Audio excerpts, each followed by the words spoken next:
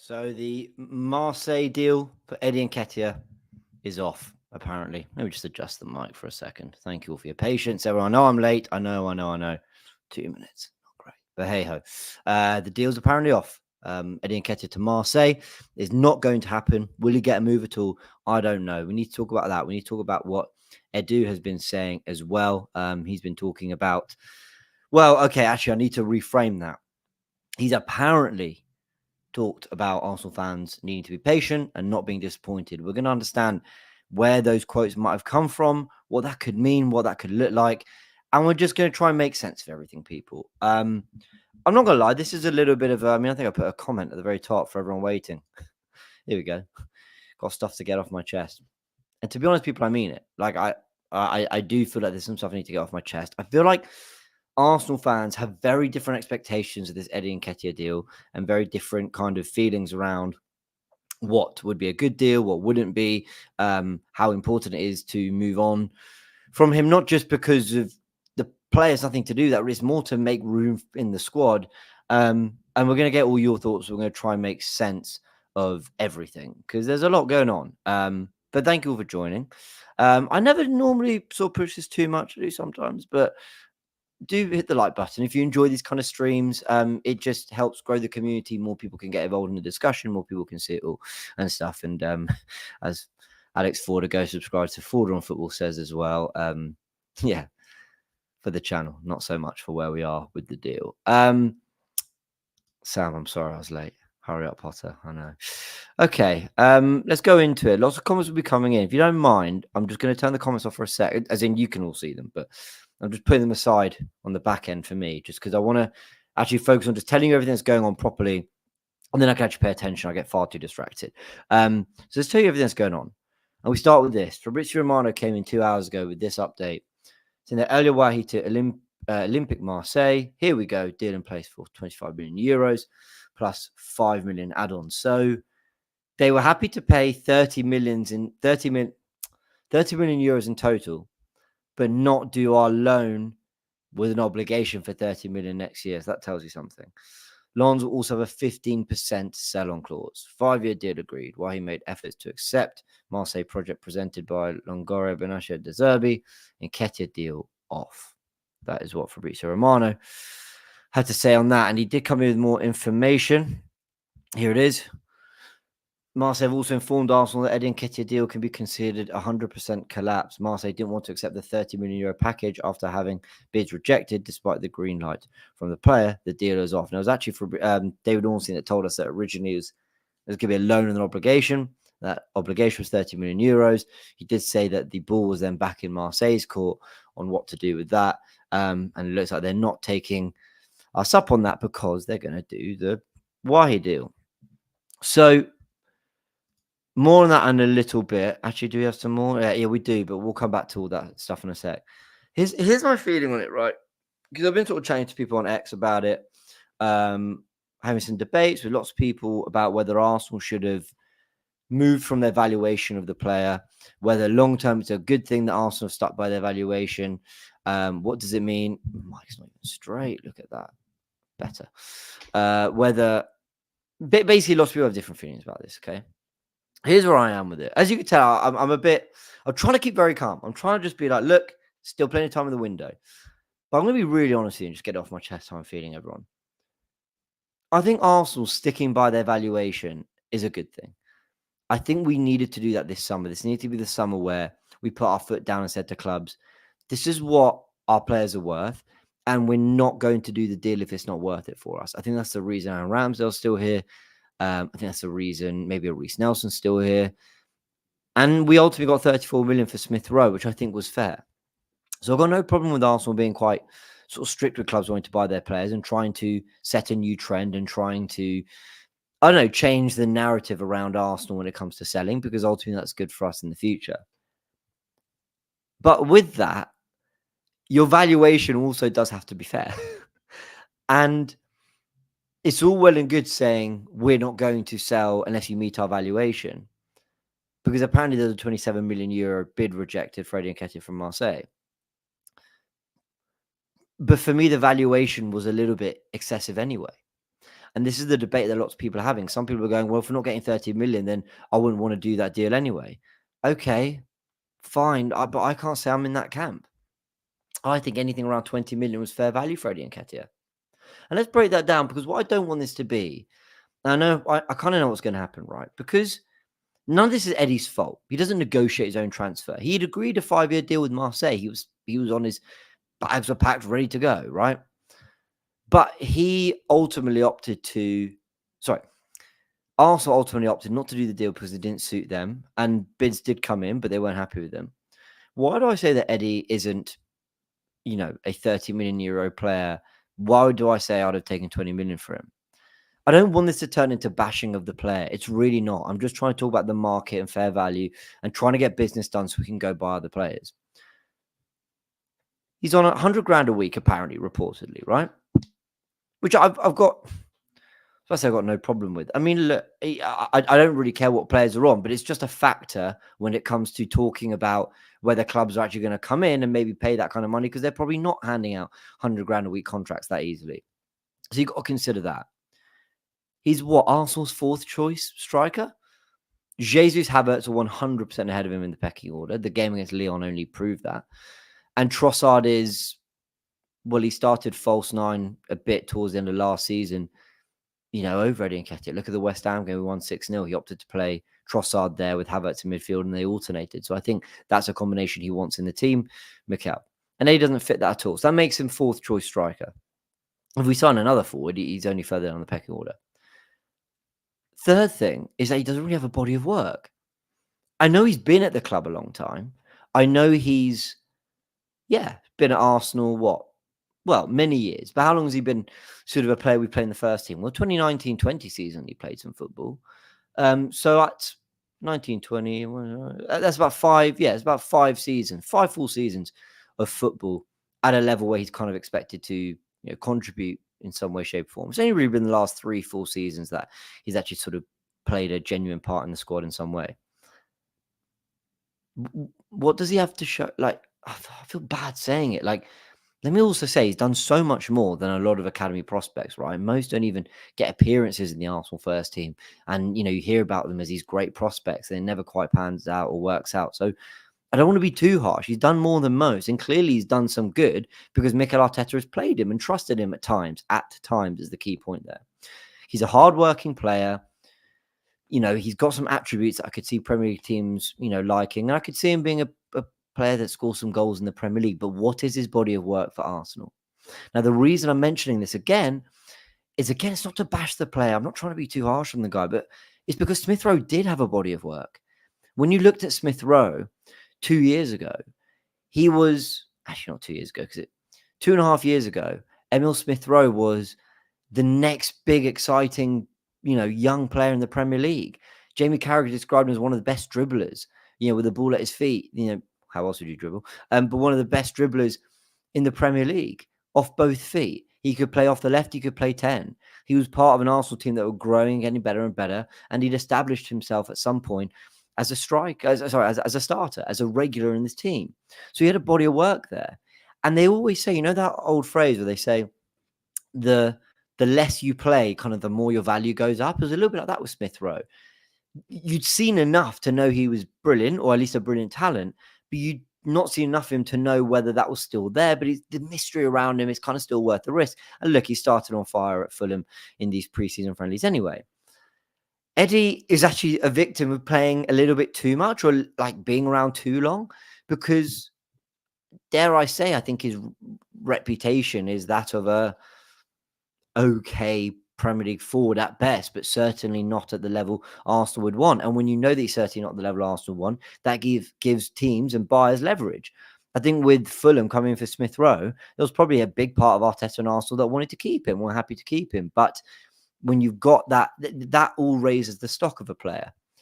And Eddie doesn't have that. He scored 5 Premier League goals last season. 3 of them were against Sheffield United. It was a hat-trick. It was a very good hat-trick, may I say. So I just want to talk on the player there a little bit and explain why, if the club ultimately go and get the valuation they want for Eddie, and then they go and reinvest that on a forward, I'll be here on a live saying, fair play, you played a blinder. I was wrong. I'm so sorry for doubting. Well played, everyone involved. But at the moment, my general feeling, I tweeted as much, I was having a conversation with Tom Canton about it. Go subscribe to the Gooner Talk. I'm sure you all have already. But I was saying to him, like, I just ultimately think everyone is going to be underwhelmed and surprised, or let's say the people who are backing Arsenal when it comes to sticking to their valuation, I think they're going to be underwhelmed and surprised with what Eddie ultimately goes for, whether it's this summer, January, next summer. Eventually he will leave, and like every player will, but eventually he will leave. And I think people will be surprised, especially with the way they're talking now, about what we get for him. And if we get anywhere near that 27 to 30 million pounds that Arsenal value him at, I'll say fair play. Fair play. As long as this time hasn't cost us getting a forward, because I'd rather we didn't spend the 5 million, but actually we were a bit further ahead in the race to get a Pedro Neto. Maybe we were in for Pedro Neto, but we were waiting to get the Eddie deal done. I don't know. All this stuff will ultimately emerge, or some of it will, you imagine. But that's just where I am with the player. Like, I would have accepted the 27 million euros, so around 23 million, however the structure and add-ons were, because I think that's more than he's worth anyway. I'm not trying to be too rude about the guy. I'm just being deadly honest about kind of the value. And I think this has been a quiet window. Like, not a lot of clubs have done mega business. So I don't really know why we think we'd get near that 27 million pound mark. But again, I might be wrong. And we've got more to talk about in terms of what happens next with Eddie, what happens next with this transfer, Edu as well, the forward. We're going to go into all that. Let me get your comments first, because I've just sort of gone on a little bit of a ramble. And I want to know if you guys agree with me. Let's have a little look.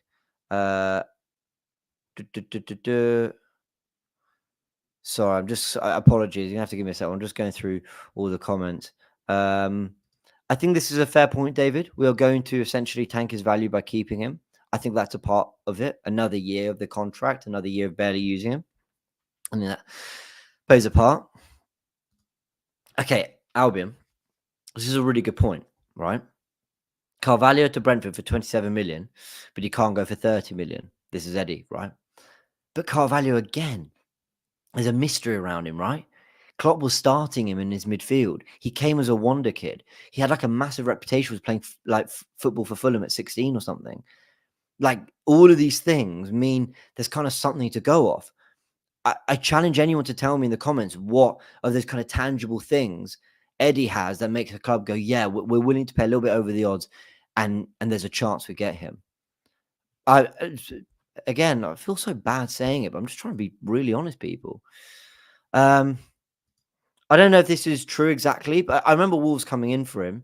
But yeah, he went on a free. Like, there you go, right? Because we were like, no, we wanted to keep him because he was semi-important in that time. A long time ago. What else have we got? 20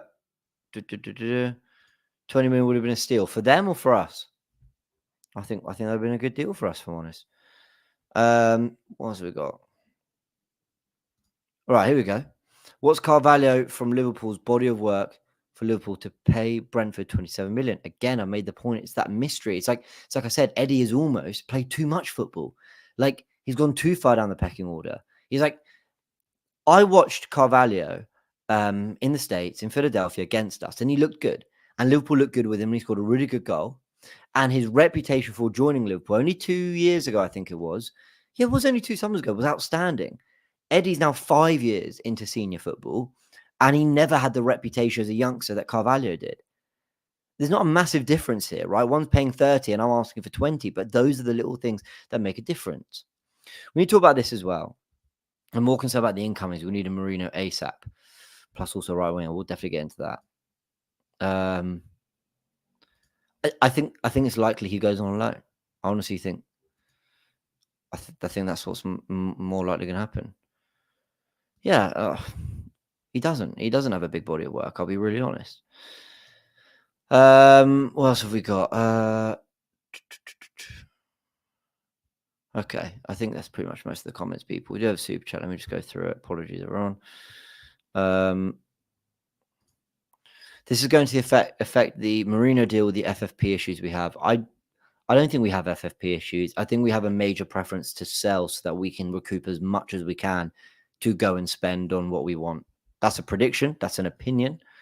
Evidence-based opinion, as I said in my video on Friday. If you know, you know. But yeah, my feeling is that that's not a major problem. FFP. Was there another super chat I missed? No, there wasn't. Okay. Thank you for that super chat, though. I appreciate that, Chris. Let's go into some other stuff. People are asking about Reece Nelson. I'll go into that in a sec. So, thank you, by the way. Sorry, Colby, I'm all over the place. Apologies. I'm still getting used to doing all these lives. So, where does this leave? Where does that leave us with the Eddie Nketiah thing? Where does it leave us with Edu and incomings, outgoings? Here's where I think we are. I think because Eddie will be disappointed. He agreed a 5-year deal. He'd have been happy to go there, it looks like. He didn't even come on in the Emirates Cup. Arsenal resigned to losing him. I think he'll go, but I think he'll go on like a loan with an option to buy for 20 million. Like, I think it will be that kind of deal. It will be a,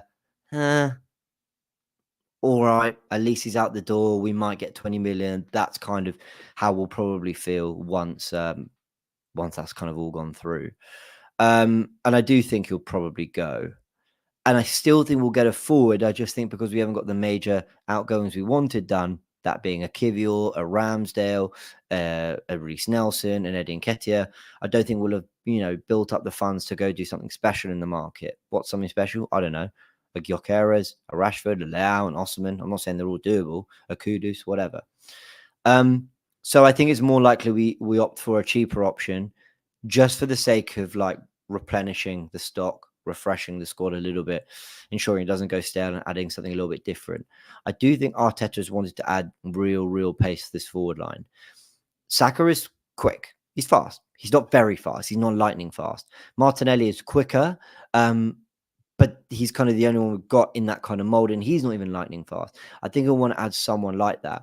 If not, an out-and-out striker who's a proper goal scorer. But again, where do you find that kind of player at the moment, unless you're going to spend 80 million, which I'd love Arsenal to do. I'd love Arsenal to gamble on Osimhen or a Gyökeres, but will that happen? I doubt it. So I think it's more likely. I mean, Team News and Tick said that there's a chance. He's being slightly misquoted. He said that Arsenal might look at Simon Adingra. Like, it's like as early as it can be, right? I think that what would Brighton do a deal for? They're tough sellers. They might still want 50 million, but I could see Arsenal doing like a 40 to 60 million pound winger, maybe, or a 30 to 50 million pound winger. If, if they can find one who just adds something a little bit different and, like I said, replenishes the stock a little bit. If Arsenal can do something special in the market, great. Now, will they? Now, this, you'll see in the title that I talked about Edu's big statement. And what does that mean? Well, I just want to show you this, which did the rounds. Be patient. You won't be disappointed at the end, was a quote that did the rounds yesterday. Will Arsenal do more business in the transfer window? Now, I'm not going to play the report because I think it's probably copyrighted.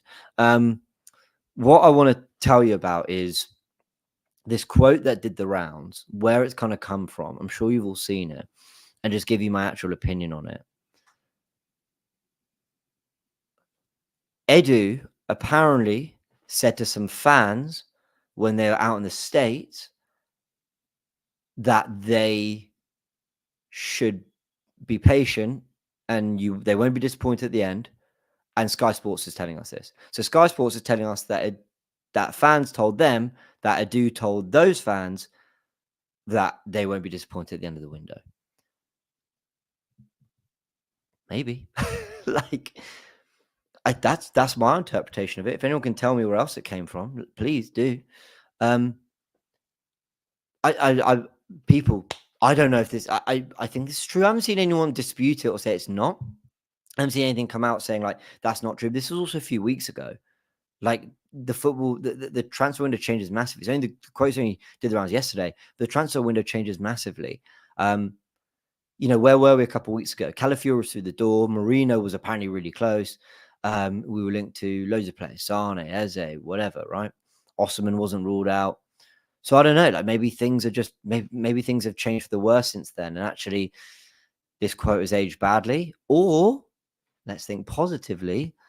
Maybe it wasn't. I mean, that's one set of people or one set of sources or whatever are saying online that this was all from the United States. I mean, maybe it was said much more recently. Maybe the fans that were met were from outside maybe the fans who Edu said this to were out in the States, but he didn't say it out in the States. He said it, when they were back in London. Maybe he said it before this game. I don't know. It's so difficult. We don't actually really know where this quote has come from and what the kind of real details around it are. But it's a big statement that even a few weeks ago shouldn't have aged badly. So let's assume that the fans are telling the truth. Why would they lie? And that Edu did say that. I don't think you're going to say, let's get up in front of me again. I don't think you're going to say, be patient. You won't be disappointed at the end for Calafiori and Marino. Now, I'm really happy about Calafiori being in. Looked good, I thought, yesterday. And I'm certainly, I'm really encouraged by what Marino can do in this team. Really encouraged about what Marino could add to Arsenal. And I think he fits really perfectly. There's a video coming out tomorrow, which I think I sort of previewed in yesterday's match report. There's a video coming out tomorrow where I sort of break down why he fits perfectly in this team. So trust me, like, I'm excited about adding Marino, and I think Calafiori is great. But I don't think, be patient, you won't be disappointed at the end, is the kind of quote that goes with, those kind of signings. I think it goes with a mega money deal. I think it goes with a 60, 70 million pound signing. I think it goes with something that Arsenal have up their sleeve, almost like a Thomas Partey of 3-4 years ago. When it was summer 2020, when these Partey rumours were doing the rounds, so we weren't sure. Well, we weren't. It was only really ITK saying it, and then out of nowhere, Arsenal on deadline day, dropped the 45 million pound release clause and got it done. And they left it to the very end to do it. So Arteta and Edu have form for having a transfer that they've maybe planned for all the way through to the summer and doing it on the very last day. Like that could be a similar kind of thing. But I don't know. My interpretation of these quotes are, okay, Arsenal are probably working really hard in the window. And I actually think we'll add 2 more, Marino and another. But I'm really torn as to whether I should think that this means, like there's something big happening. We should all just be excited or whatever. I remain patient for everything I've said about Eddie Nketiah, what's going to happen with him, for everything I'm talking about with incomings and whatever. Obviously, the Marino thing's been quite slow. I generally am patient and I'm happy to just say my piece at the end of the window. And I'll tell you why, right? Because I will not be saying that a lack of transfer activity is the reason why we haven't beaten Wolves at home, Brighton at home, and Villa away. I won't be. The team is good enough. Players are fit, and we should be ready to win those games. I'm not saying they're easy, but we have enough. Pre-season's been good. I'm looking at Arteta and the players if we don't win those games, not Edu in the transfer window. But there's a bigger season. There are 8 Champions League group games plus maybe a playoff. There is, there are cup competitions that we've done abysmally in the last 3-4 years. I want to win those cups. I want to lift silverware. I don't laugh off any competition, any cup. And there's a Premier League title race that we've fallen short on a few occasions without truly addressing the front line. Havertz was signed in the midfielder, ends up up front. Jesus was added as a striker, but he had injury problems and he's played out wide. Let's address it head on properly. Trossard was a signing who's been really good, but we got him because we couldn't get the first guy we wanted, and he's a very different profile. Let's go and get that forward. Let's go do it. And on deadline day, when it strikes 11 p.m. or whatever time it is that the deadline shuts, I'll then pass on, my real judgment at the window. But yeah, as things stand, with the way it's looking, Eddie is still here, Nelson's still here, Ramsdale's still here. We haven't added a forward, we haven't added a midfielder, which for me were 2 bigger positions in the left back position, albeit I'm really happy about Calafiori. With that being the case, it's a 3 out of 10 window for me. I don't think people liked it when the clip did the rounds on AFTV on X the other day, but that's kind of where I am. Now, that doesn't mean I don't think we can win the league. It doesn't mean I'm not really positive about the season. That doesn't mean that, I'm going to make many excuses for Arsenal not competing with City, because I think we're still good enough to. But this is an opportunity to do more to really close the gap, and I don't think we're there with the way we've done our transfer business so far. But I'd still remain optimistic about the season. I'm just judging the transfer window on its own. Who could these players be? I'll rattle on for 1 more minute and then I'll take your comments. 163 of them coming in. Thank you so much. So who could these players be? Kingsley Coman's been linked with a loan move. I don't see that one happening personally. Leroy Sané, well, they're not getting Simmons or Doué, Bayern Munich, so it feels like they'd want to keep Sané. Brian Mbemo, some people are saying to go for Brentford. Top player. I'd love him. Feels like he only really plays on the right. Could he play up front? I mean, I think he has played there in the 2, though. Ivan Toney, another one from Brentford. Who else there? Pedro Neto's off the table, clearly. I don't know. Simon Adingra, like we said, has been mentioned. Kaoru Mitoma has injury problems. Could you go get him from Brighton? I don't know. I'm just saying names. Send some in for me, please. I have. I don't think the market's great, but I think it's good enough to do. I still think it's good enough that for us to do to upgrade. I think we can still upgrade despite the despite the state of the window, kind of, and how many players have been taken off the market. It feels. But also, many good carriers are still there. Take a risk on one of them. I would personally try and gather my thoughts with all of this, everyone. And it's difficult to do because I'm trying to I'm disappointed where we are now, but there's still like 2 weeks to go. How many weeks are there? Stay there. Apologies, everyone. This week, there's 3 weeks to go. Like there's 3 whole weeks of transfer activity still to go. So I think I'm still trying to remain calm. And I'm feeling pretty calm, but I can't pretend I'm not a little bit disappointed that more, especially on the outgoings front, hasn't been done. Help me make sense of this all, everyone. Whoa, loads of super chats. Thank you. This is very kind. I've had this many. That's really kind of you. And I'm seeing your comments as well. Don't worry, I'll get to comments as well. But super chatters, thank you. Arteta Ballers says, okay, so let's just let every club undercut us. Clubs always 40 million is our record sale. Is our record sale is disgrace, and since when do we have to sell to buy? I agree on the sell to buy front. I think that's kind of nonsense. Thumbs up there. 40 million is our record sale. I agree, not good enough.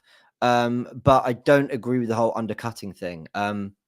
We just got 34 million for Smith Rowe. Like his reputation is much higher than Eddie Nketiah's, and it's the 12th of August. So we've had all of June, all of July, and half of August to do business on a player like Eddie Nketiah, and we haven't. So now we're into desperation time, right? It's get a deal done time, and 20 million for me is what he's worth. So I don't think clubs would be massively undercutting us. I think we've overvalued him. I don't agree with this, Brian. I'll read it out because I appreciate you sending a super chat and supporting the channel, and it's your opinion. But I respectfully disagree. He's not one of the worst technical directors in the league. Look what Arsenal have done over the years. Yes, we give Arteta and the players loads of credit, but Edu, Richard Garlick, the Cronkies, everyone's been a part of that. The gutting out of the squad and getting everyone that we didn't want and need out of there, putting our squad into a much better place, and having a group that we genuinely believe can win the title. Like his work, everything. We always see it from the values. What did you pay and what did you sell for? But it's identifying the players. It's creating the club culture. It's understanding, who out there can we get? White or Koundé? Or do we want an overlapping fullback? Well, Arteta wants to play this. So how do I get the defender that suits that? It's about building relationships with agents, with clubs, with players. There's so much more to it. And Edu's clearly got a lot of it right. On the selling front, I agree. It's been very underwhelming. Ryan Brewster went for 20 million, Omari for 20 million.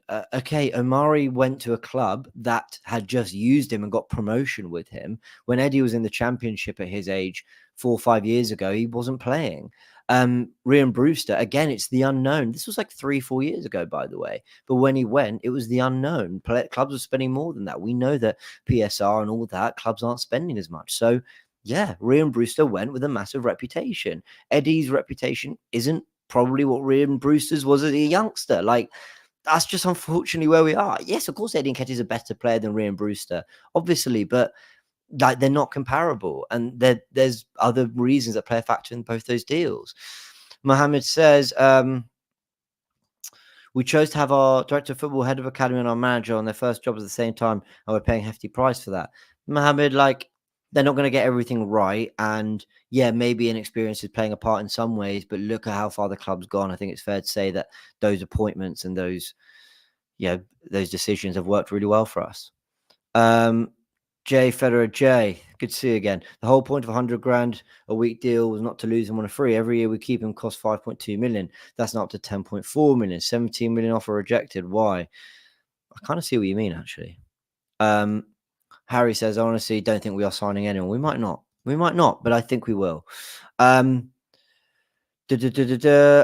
Anyone spam in the chat? West Brom, I know you join regularly and I appreciate you supporting the channel, but yeah, please don't spam the chat. We will just mute you. And if it continues, block from the channel. I really just want this to be a place where people can just have good conversations on football and get their thoughts in and get their comments in. And yeah. If Arsenal sign a winger, I'd get Kudus. Harry, you're speaking my language. That's absolutely the player I would go for. I love him. I don't think we'll get him though. Although they spent a lot of money, West Ham, and not recouped any back really, so that makes it interesting. Forever Arsenal is calling. Don't worry, John. I will be on Forever Arsenal at 8 p.m. So in 30 minutes' time, I'll be on Forever Arsenal. Really looking forward to being on that and getting everyone's thoughts. What else have we got? Big up to Max, by the way, in the comments. Always doing amazing work. Rafael Lau is the truth. We can go out, try buy him. 16 million for Williams. He's just been given the number 10 Anika at Athletic Bilbao. So I think he'll be staying. I heard loan Coman. I don't think that will happen. Jamoy says, love from India, James. I'd love to come visit India, man. James, big up. I feel if we don't end up signing any forward, it'll be like wasting our previous windows. I totally and utterly agree with you. What else have we got? Let's get this one. Arsenal may finally get Tony at last, and a report will come out that he has been the one that we've been looking at, and they agree personal terms before even going to the Euros. Imagine that. Wouldn't that be typical? Everyone, I'm going to end it there. Big thank you all for joining. I really, really appreciate it. Forever Arsenal is live tonight for everyone asking. Thank you to everyone who's tuned in. I super appreciate it. Yeah, look, I've just got it off my chest a little bit there. I'm confident Arsenal will do some business, but I just think we need to be patient. If we don't, I'll have a lot to say at the end of the window, but I'll save it till then. In Arteta, no, do I trust? Let's hope something gets done. Big thanks to everyone tuning in. Appreciate it. And check out the Marino video coming out tomorrow on the channel. Analysis on our preseason tactics and how Marino fits in. Really excited to drop that video. It's literally ready to go now. But with this live and this news, we'll talk about this first and we'll chat Marino tomorrow. In a bit, everyone.